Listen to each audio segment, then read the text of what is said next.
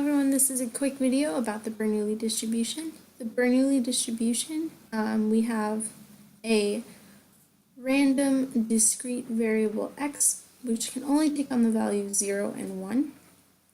For this distribution, 1 represents a success, and 0 represents a failure. To remember this, I typically think of successes where number 1.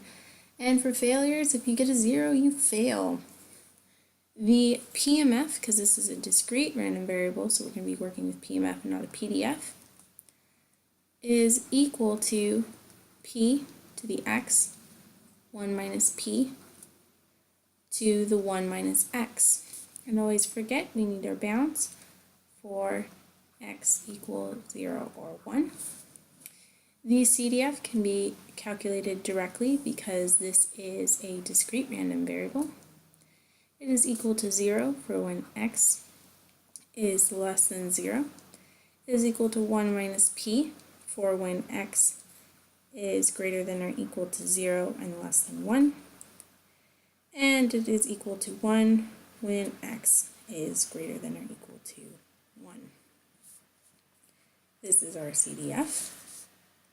We can calculate the expected value using the traditional way, which is expected value of x, which is equal to mu. It's equal to the summation at x equals 0, all the way to as far as x will go, which is only 1 in this case.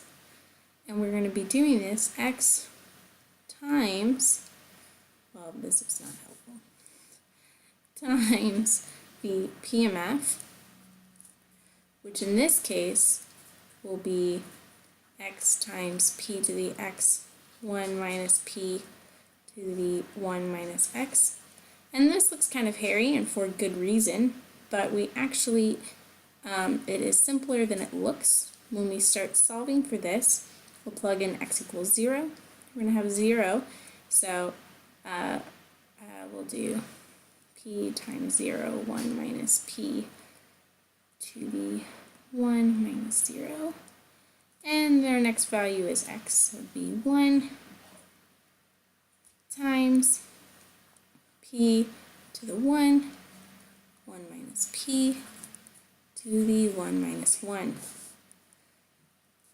This whole value goes to 0. 1 times p to the 1 is just p, and then 1 minus p to the 1 minus 1, 1 minus 1 turns into 0. This whole thing turns into 1, and this remains at p.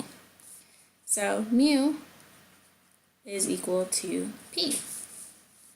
We can also find the variance using the pretty traditional method. The variance of x is equal to the expected value of x squared minus the expected value of x. All of this is squared. And we will need to calculate the expected value of x squared, which is equal to, we'll do this whole thing again, and instead we're going to do x squared times the PMF. And this is going to bring us to 0 squared p to the 0, 1 minus p to the 1 minus 0, plus 1 squared p to the 1, 1 minus p to the 1 minus 1. Now this whole dude is going to go to 0, so we can go 0 plus 1 squared is just 1, and so 1 times p to the 1, we already found that out, that was just p.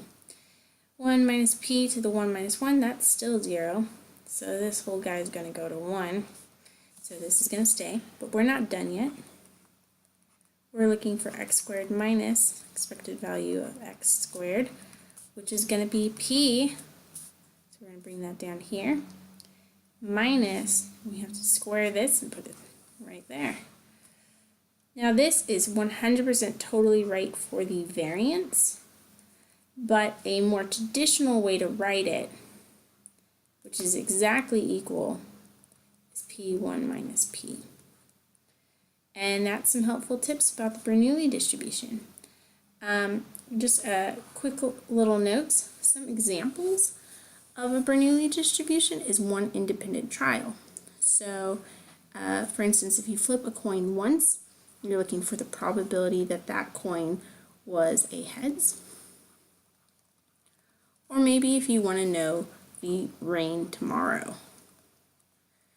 But it is one trial, and we're seeing if it is a success or a failure.